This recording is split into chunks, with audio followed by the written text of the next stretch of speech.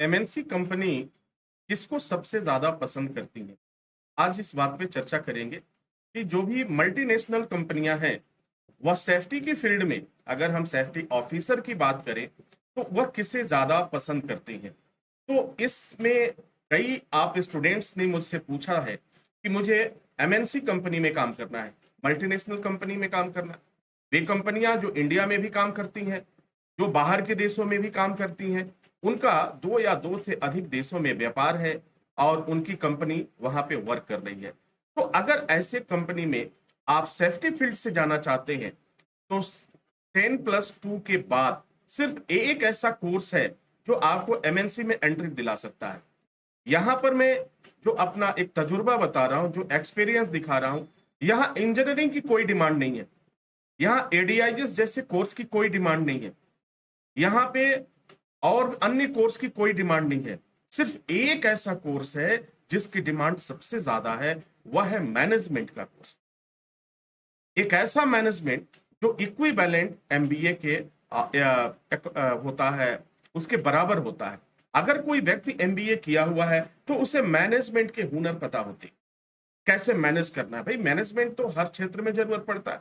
तो सेफ्टी के फील्ड में मैनेजमेंट का जो रुतबा है, मैनेजमेंट का जो वेटेज है, वह किसी अन्य कोर्स का नहीं है।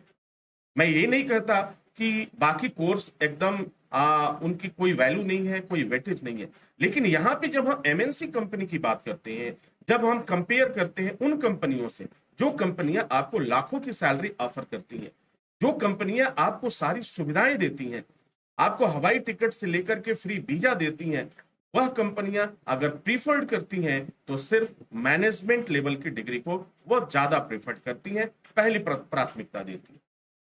अब तक जो इतने वर्षों का जो मेरा सफर रहा है सेफ्टी का, उसमें मैंने देखा है कंपनी जब हम लोग किसी इंटरव्यू के लिए जाते हैं या हायरिंग के लिए जाते हैं तो वहां कंपनी ने, एमएनसी कंपनी जो है, सीधे यह बात मेंशन करती है कि हमें no need short term courses, हमें कम समय के कोर्स की जरूरत नहीं है।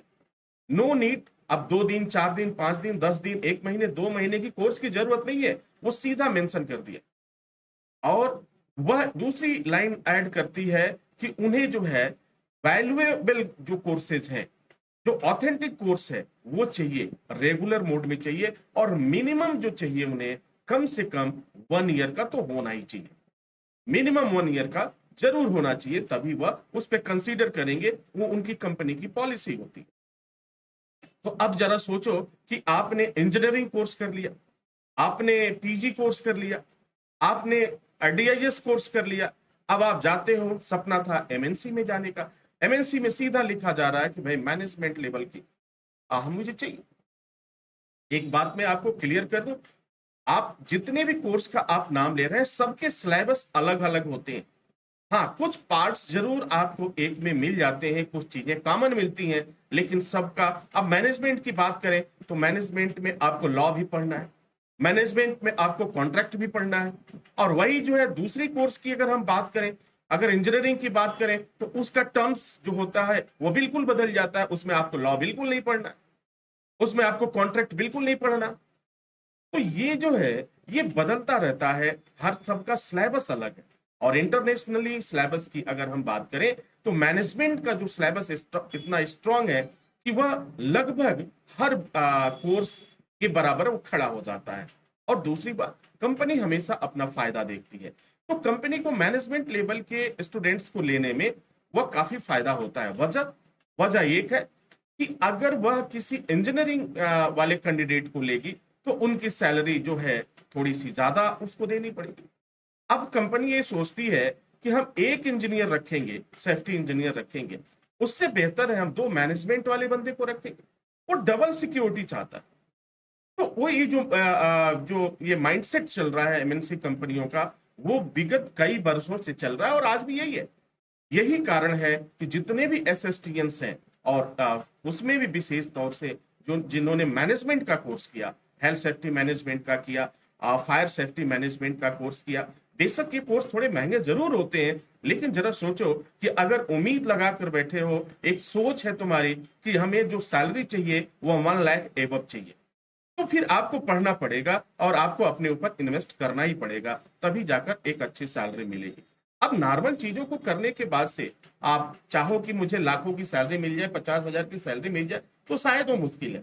हाँ, अगर 10,000 15,000 की सैलरी तक आप सेटिस्फाई हो, तो वो सारे कोर्सेज आपके लिए बढ़िया है।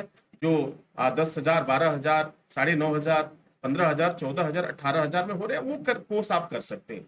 लेकिन अगर एक गोल सेट किया है कि मुझे एक अच्छी सैलरी चाहिए, तो फिर मैनेजमेंट लेवल, एमएनसी में जाना है तो मैनेजमेंट को। इसके अलावा किसी कोर्स पर बिलीव मत करो, किसी कोर्स को मत करो अगर एमएनसी में जाना है। अब दूसरी बात बताता हूं, अगर आपने एक ऑप्शन रखा कि नहीं, हमें वहां जाना ही नहीं है, हमें अपने देश में ही काम करना है, हमें बाहर नहीं जाना है, तो फिर आप जो इच्छा कोर्स आप कर सकते हैं। सेफ्टी फील्ड के सभी कोर्सेज जो है अपने आप में वो बेहतर है, उनका सिलेबस बेहतर है। वो सारी कोर्स जो है एक ऑथेंटिक है, और सरकार जो एक चलाती है उसके अकॉर्डिंग है। तो उन कोर्स को करने के बाद ऐसा नहीं है कि आपकी कमाई नहीं होगी। आप चाहे छोटा कोर्स करो या मैनेजमेंट का कोर्स करो, सभी कोर्स करने के बाद आपको जॉब मिलने वाला है। फर्क एक बस इतना है कि आपको सैलरी जो मिलेगी, जिस हिसाब से आपकी पढ़ाई है उसके अकॉर्डिंग ही मिलेगी। अब जरा मैं एक सिंपल सा उदाहरण आपको दे देता हूं। अगर आपने हाई स्कूल की पढ़ाई करके अब जॉब कर रहे हैं, और एक बंदा जो है ग्रेजुएशन करके पढ़ाई की नौकरी कर रहा है, दोनों की सैलरी में कुछ अंतर होगा कि नहीं, आप बताओ। तो दोनों की सैलरी में अंतर होगा। पढ़ाई दोनों ने किया है, लेकिन दोनों की सैलरी में अंतर होगा। तो आई होप कि ये सारी चीजें आप समझ चुके होंगे, और आपने जो मुझसे पूछा था वो डाउट्स